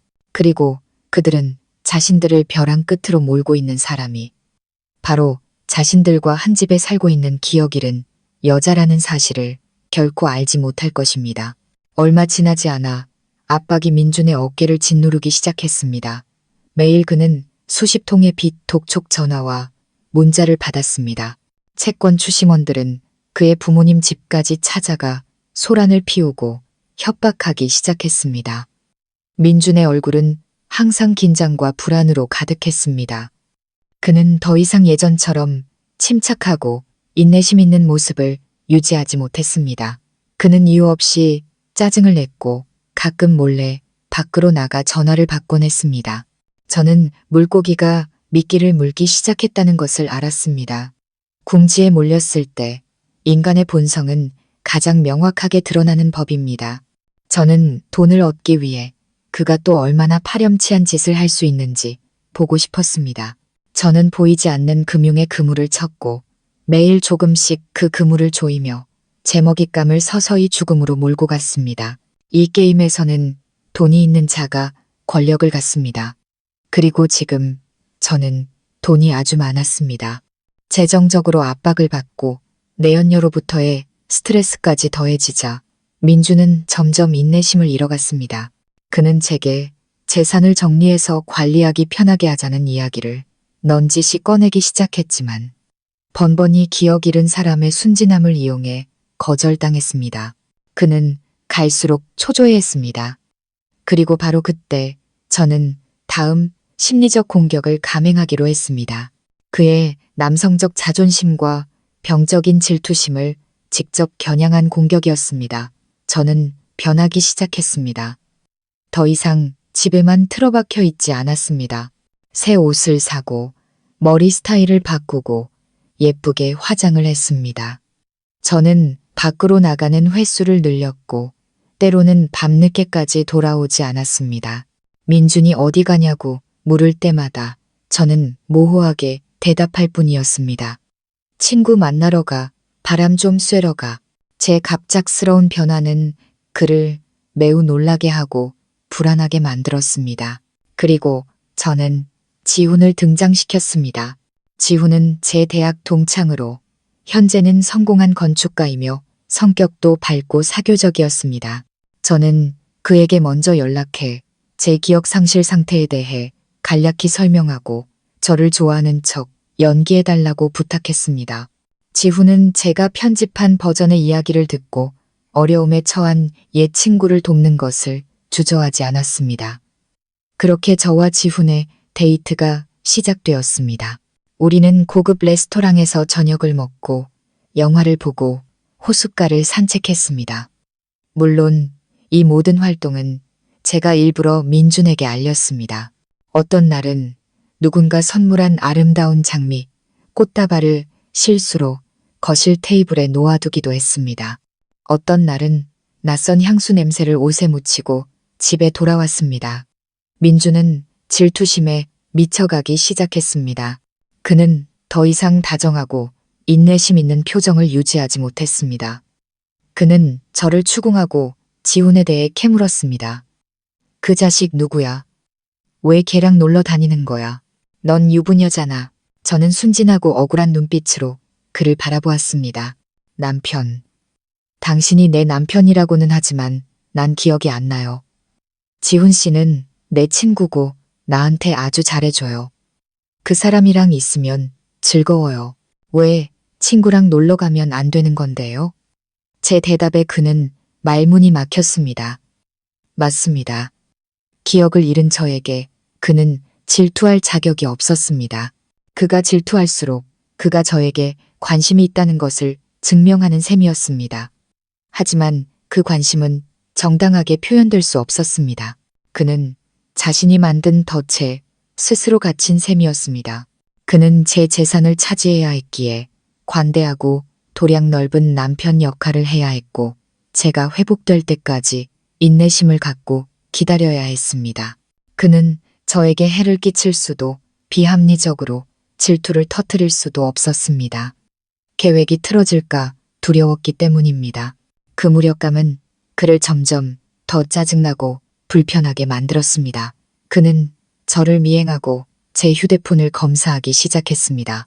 제가 지훈과 즐겁게 웃고 이야기하는 것을 볼 때마다 그는 화를 냈지만 멀리서 지켜볼 수밖에 없었습니다. 저는 제가 불장난을 하고 있다는 것을, 그를 서서히 그리고 잔인하게 고문하고 있다는 것을 알고 있었습니다. 저는 그가 배신당하는 기분, 자신이 사랑하는 사람, 아니, 자신이 탐내는 재산이 다른 사람의 손에 들어가는 것을 무력하게 지켜보는 기분을 맛보게 하고 싶었습니다. 이 질투의 게임에서 주도권은 제가 쥐고 있었습니다. 그리고 저는 그를 서서히 벼랑 끝으로 몰고 갈 것입니다. 민준의 인내심은 마침내 한계에 다다랐습니다. 결정타는 어느 주말 저녁이었습니다. 콘서트가 끝난 후 지훈이 저를 차로 집까지 데려다 주었을 때였습니다. 그는 신사적으로 차문을 열어주었고 제가 집으로 들어가기 전에 제 손등에 가볍게 입을 맞추었습니다. 그 로맨틱한 광경은 물론 거실 창문에서 민준이 모두 지켜보고 있었습니다. 제가 집에 들어서자마자 그는 문 앞에서 저를 막아섰습니다. 그의 얼굴은 어둡게 가라앉았고 두 눈은 충혈되어 있었습니다. 더 이상 인내심 있고 다정한 남편의 모습은 찾아볼 수 없었습니다. 그는 낮은 목소리로 으르렁거렸습니다.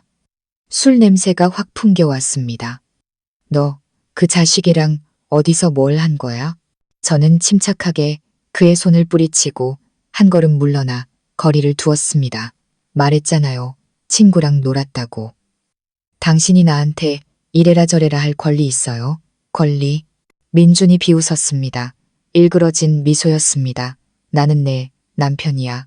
네가 기억 못해도 사실은 변하지 않아. 내 뒤에서 다른 남자랑 함부로 만나고 다니면 안 돼. 그가 소리쳤습니다. 오랫동안 억눌러왔던 분노가 폭발한 것입니다. 그는 더 이상 연기하지 않았습니다.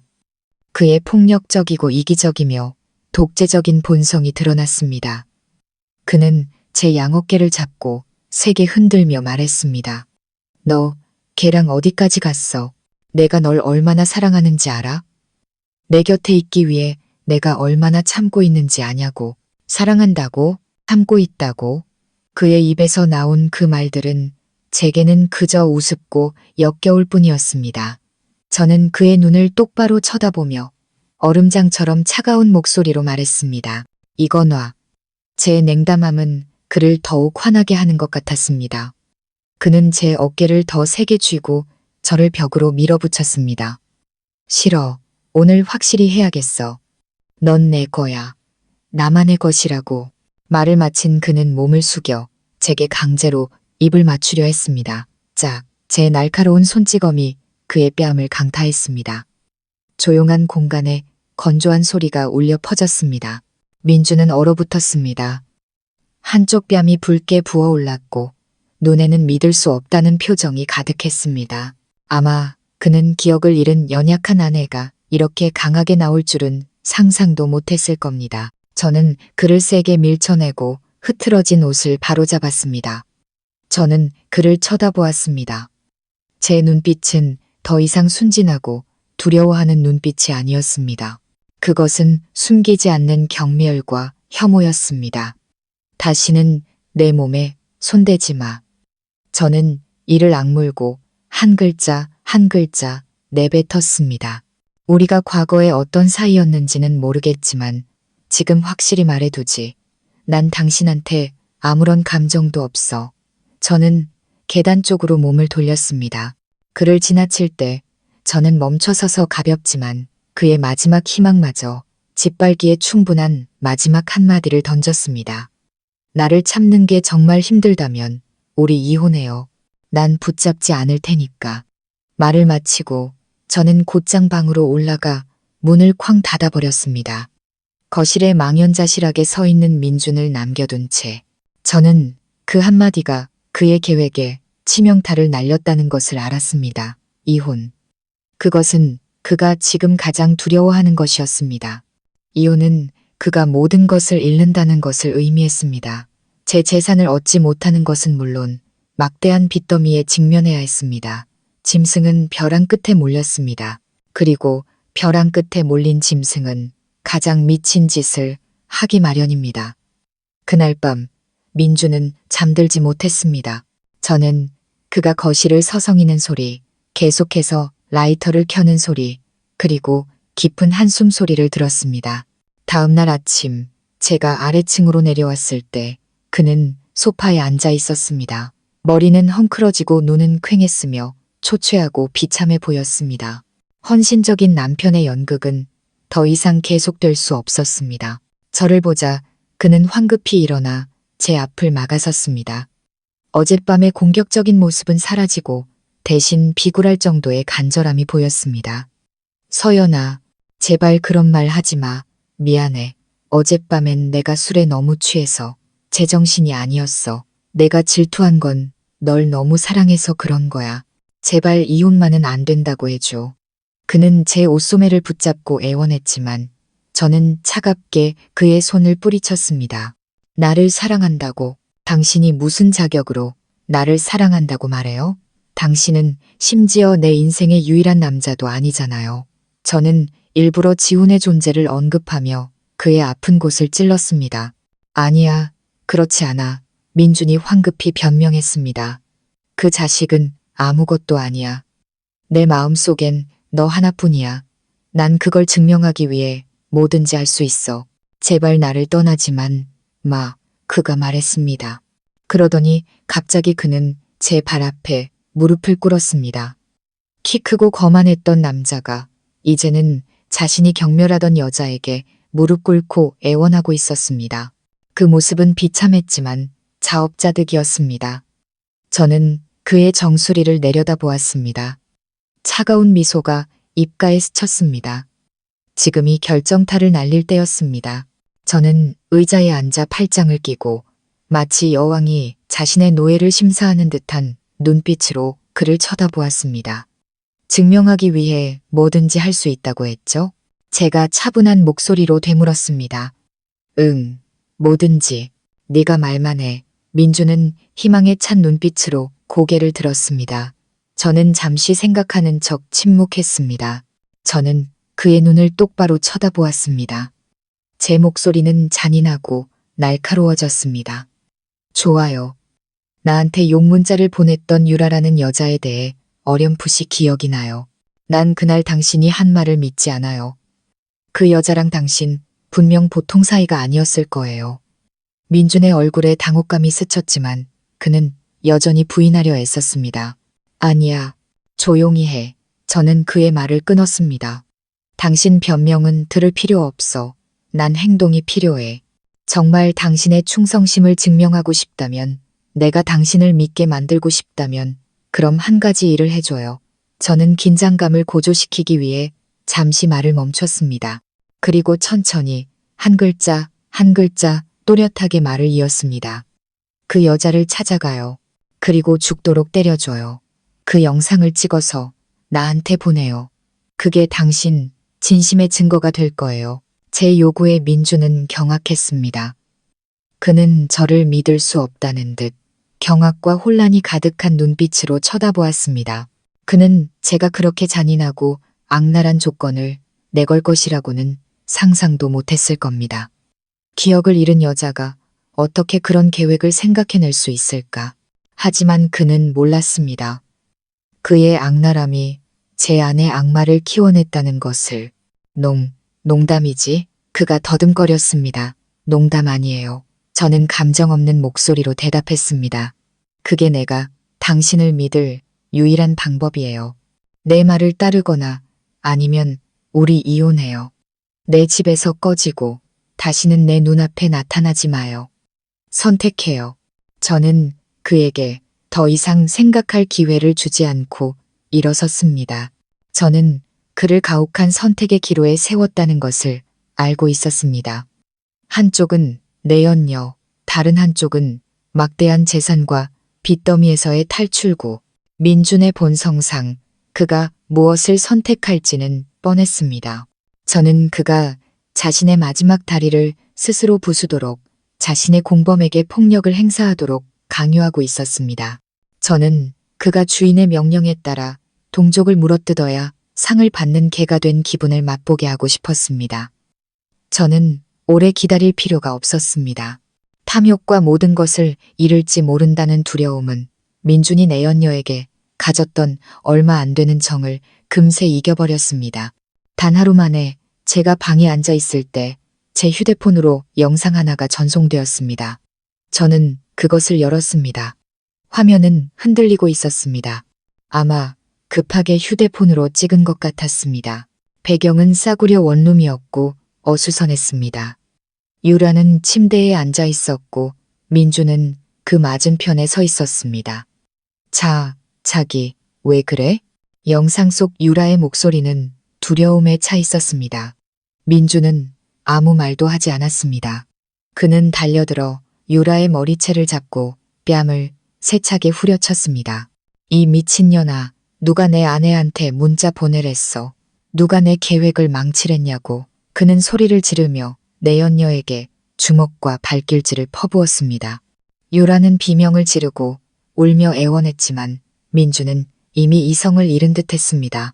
그는 오랫동안 억눌러왔던 모든 울분, 무력감, 그리고 분노를 그녀에게 쏟아내듯 잔인하게 그녀를 때렸습니다. 저는 아무런 감정 없는 표정으로 영상을 보았습니다.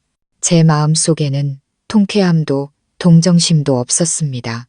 오직 무서울 정도로 차가운 냉기만이 가득했습니다. 이것이 그의 진짜 모습이었습니다. 자신의 이익을 위해 다른 사람을 짓밟는 것을 서슴지 않는 비열한 폭력배. 그는 저를 사랑해서 유라를 때린 것이 아니라 제 돈 때문에 때린 것입니다.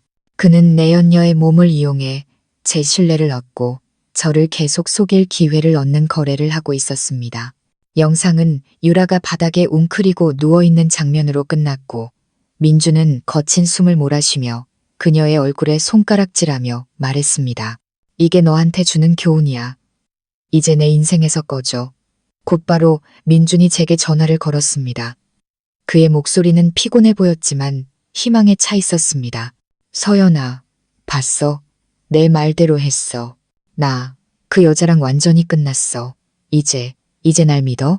봤어요. 저는 차분한 목소리로 대답했습니다. 생각할 시간이 좀 필요해요. 말을 마치고 전화를 끊었습니다. 저는 그의 연극이 아직 끝나지 않았다는 것을 알고 있었습니다. 민준 같은 자는 유라처럼 아직 쓸모있는 패를 쉽게 버리지 않을 것입니다. 저는 즉시 흥신소에 전화해 민준의 모든 움직임을 면밀히 감시해달라고 요청했습니다. 그리고 아니나 다를까 불과 몇 시간 후 저는 보고를 받았습니다. 민준은 유라가 입원한 병원에 갔습니다. 그리고 그는 그녀의 계좌로 큰 금액을 이체했습니다. 보고서에는 민준이 유라에게 보낸 문자 메시지 캡처 사진도 첨부되어 있었습니다. 미안해. 어쩔 수 없었어. 이 돈으로 일단 치료해. 보상이라고 생각해. 서연이 돈만 손에 넣으면 내가 전부 다 보상해 줄게. 저는 그 사진을 보며 비웃었습니다. 정말 연극 속의 연극이었습니다. 그는 제게는 충실한 남편 역할을, 그 여자에게는 어쩔 수 없는 연인 역할을 하고 있었습니다. 그는 모든 사람을 속일 수 있고 모든 것을 조종할 수 있다고 생각했지만 그는 틀렸습니다. 이 증거와 폭력 영상은 제 손에 있는 마지막 결정적인 카드가 되었습니다. 모든 준비는 끝났습니다. 이 비극적인 연극의 막을 내릴 때가 온 것입니다. 민준의 진심을 확인한 후 저는 태도를 바꾸기 시작했습니다. 저는 그에게 더 다정하게 대했고 가끔은 먼저 말을 걸거나 안부를 묻기도 했습니다. 저는 그의 노력이 보상받았다는 것, 제가 그를 믿고 의지하기 시작했다는 것을 그가 느끼게 해주었습니다. 제 변화에 민주는 미친 듯이 기뻐했습니다. 그는 자신이 성공했다고, 먹잇감이 완전히 덫에 걸렸다고 생각했습니다. 그는 더욱 다정하고 세심하게 행동하며 완벽한 남편 역할에 심취했습니다. 그는 제 미소, 제 다정함이 모두 가장 달콤한 설탕으로 코팅된 독약이라는 것을 전혀 몰랐습니다. 며칠 후 저는 민준에게 말했습니다. 이번 주말에 제가 저녁 식사를 준비할게요. 그동안 저를 위해 해준 모든 것에 대한 감사 표시라고 생각해 주세요. 우리 다시 한번 시작해보면 안 될까요? 오빠. 안 될까요? 오빠. 제가 내뱉은 그 말에 민주는 잠시 얼어붙었다가 감출 수 없는 기쁨으로 얼굴이 환해졌습니다. 기억을 잃은 후 처음으로 제가 그를 그렇게 다정하게 불렀기 때문입니다. 그에게 이것은 신호였습니다. 그가 모든 것을 손에 넣을 미래에 대한 약속이었습니다. 정말 네가 동의한 거야? 그가 감격에 찬 목소리로 더듬거렸습니다. 저는 수줍게 미소 지으며 고개를 끄덕였습니다. 이제 준비가 된 것 같아요. 민주는 너무 기쁜 나머지 저를 와락 껴안았습니다. 저는 그를 밀어내지 않고 가만히 안겨 있었습니다. 마음속에서는 목구멍까지 역겨움이 치밀어 올랐습니다. 그날 저는 직접 부엌에 들어가 예전에 민준이 가장 좋아했던 음식들을 준비했습니다. 저는 식탁을 고급스럽게 꾸몄습니다. 촛불, 꽃, 그리고 와인까지 낭만적인 분위기는 연인들의 데이트와 다를 바 없었습니다. 민준도 멋진 정장을 차려입었습니다.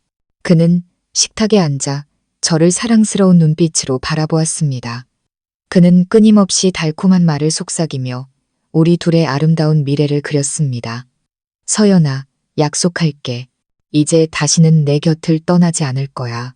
우리 함께 우리 가정을 다시 일으켜 세우자. 나도 다시 일 시작해서 돈 많이 벌어서 너랑 우리 딸 책임질게. 딸. 그가 감히 제 딸을 언급했습니다.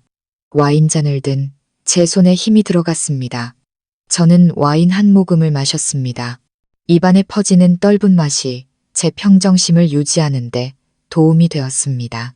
식사는 따뜻하고 행복한 분위기 속에서 진행되었습니다. 민주는 자신의 승리에 완전히 취해 있었습니다. 그는 자신이 저를 속였고 저를 정복했다고 생각했습니다. 그리고 바로 내일이면 그 막대한 재산이 자신의 손에 들어올 것이라고 믿었습니다. 그는 와인잔을 들었습니다. 자, 우리의 새로운 시작을 위해 건배하자. 저도 제 잔을 들었습니다. 그의 잔에 가볍게 부딪혔습니다. 맑은 쨍 소리가 울렸습니다. 마치 한 결혼 생활, 한 음모, 그리고 한 인생의 종말을 알리는 종소리처럼. 네, 제가 말했습니다. 그의 눈을 똑바로 쳐다보며 미스터리한 미소를 지었습니다. 새로운 시작을 위해서요. 이 저녁 식사는 부부로서 우리의 마지막 저녁 식사가 될 것입니다. 그리고 이것은 그가 맛있게 삼킬 수 있는 마지막 식사가 될 것입니다. 연극은 이제 막을 내릴 시간이었습니다. 식사가 거의 끝나갈 무렵 저는 나이프와 포크를 내려놓고 민준을 쳐다보았습니다. 있잖아요. 제가 부드러운 목소리로 시작했습니다. 항상 궁금했지만 차마 묻지 못했던 게 있어요. 왜 그날 그런 결정을 내렸어요. 죽은 척하고 떠나버린 거요. 민준의 입가에 걸려있던 미소가 살짝 굳어졌습니다. 그는 제가 이 순간에 갑자기 그 이야기를 꺼낼 줄은 몰랐을 겁니다. 하지만 그는 금세 자연스러운 표정을 되찾고 예전 레퍼토리를 반복했습니다. 너한테 말했었잖아. 그때 난 기억을 잃어서 내가 누군지도 몰랐다고. 정말요? 제가 그의 말을 끊었습니다. 목소리는 여전히 차분했지만 눈빛은 날카로워졌습니다. 그럼 유라라는 여자는요? 호텔에서 그녀와 함께 있을 때도, 기숙사에서 그녀와 함께 살 때도 기억을 잃었던 건가요? 민준의 얼굴에서 땀이 나기 시작했습니다. 그는 당황했습니다. 너 무슨 소리 하는 거야? 난 몰라. 모른다고요? 저는 비웃었습니다. 그럼 제가 알게 해드리죠. 전 모든 걸 알고 있어요. 민준 씨, 당신이 바람 피운 것도 당신이 그 여자와 당신 가족들까지 합세해서 나를 속이려고 이 죽음 위장극을 벌인 것도 내 재산을 빼앗으려고 한 것도 다 알고 있다고요. 민준의 얼굴색이 하얗게 질렸다가 잿빛으로 변했습니다. 그는 더듬거렸습니다. 아니야. 너 누구한테 헛소리를 들은 거야. 저는 더 이상 그와 논쟁하지 않았습니다. 저는 그에게 마지막 기회를 주었습니다. 마지막으로 딱 한 가지만 물을게요. 민준 씨, 솔직하게 대답해봐요. 당신하고 그 여자, 내가 죽고 나면 아름이까지, 당신 친딸까지 죽여서 입을 막을 계획이었던 거 맞죠? 제 질문은 마치 벼락처럼 내리꽂혔습니다. 민주는 온몸을 떨며 얼어붙었습니다. 그는 저를 공포에 질린 눈빛으로 쳐다보았습니다. 이것은 마지막 범죄, 그가 감히 인정할 수 없는 마지막 도덕적 선이었습니다. 인정한다면 그는 더 이상 인간이 아니게 될 테니까요. 아니야, 절대 아니야. 그가 소리치며 격렬하게 부인했습니다. 내가 어떻게 내 딸을 해칠 수 있겠어. 너 미쳤구나. 네. 저는 얼음장처럼 차가운 목소리로 고개를 끄덕였습니다. 전 미쳤었죠. 하지만 지금은 정신이 들었어요. 저는 일어나 근처 찬장으로 가서 서류철 하나를 꺼내 그의 바로 앞 테이블에 올려놓았습니다. 끝까지 부인한다면 더 할 말은 없네요. 민주는 떨리는 손으로 서류철을 열었습니다. 안에는 먼저 그의 불륜과 사기에 대한 충분한 증거가 첨부된 이혼 소송장이 있었습니다. 다음으로는 그와 유라가 지고 있는 모든 빚의 채권자가 바로 저라는 것을 증명하는 서류 전체가 있었습니다. 마지막으로는 지난 몇 년간 제가 그와 그의 가족에게 주었던 모든 재산, 돈, 선물에 대한 상세한 내역과 함께 단 한 푼도 빠짐없이 전액을 반환하라는 요구서가 있었습니다. 그는 한 장 한 장 넘길수록 얼굴이 더욱 창백해졌습니다. 서류를 든 그의 손이 심하게 떨렸습니다. 마지막 장을 읽었을 때 그는 의자에 주저앉았습니다. 온몸의 기력이 다 빠져나간 듯 했습니다. 그는 졌습니다. 처참하게 졌습니다. 어떻게? 그는 저를 올려다보며 기어들어가는 목소리로 말했습니다. 저는 그를 쳐다보았습니다. 제가 한때 제 생명처럼 사랑했던 남자, 그 사랑을 무참히 짓밟은 자, 제 눈에는 이제 사랑도 증오도 없었습니다. 오직 공허함과 경멸만이 남아 있었습니다. 어떻게는 없어요. 제가 차분한 목소리로 말했습니다. 이게 바로 당신의 탐욕과 악랄함에 대한 대가예요. 이제부터 우리는 아무 관련 없는 사람들이에요. 이혼 서류에 서명하고 당신이 저지른 짓에 대해 법의 심판을 받을 준비나 해요. 말을 마치고 저는 뒤도 돌아보지 않고 몸을 돌려 걸어갔습니다. 등 뒤에서 와인잔이 깨지는 소리와 민준의 절망적인 울부짖음이 들려왔습니다. 하지만 그 어떤 소리도 더 이상 제 마음에 닿지 않았습니다. 연극은 끝났고 제 완벽한 덫은 닫혔습니다. 악마는 우리에 갇혔고 저는 이 어둠 속에서 걸어나와 새로운 삶을 시작할 것입니다. 거짓도 배신도 없는 삶, 저 자신과 그리고 멀리서 저를 기다리고 있는 제 사랑하는 딸을 위한 삶을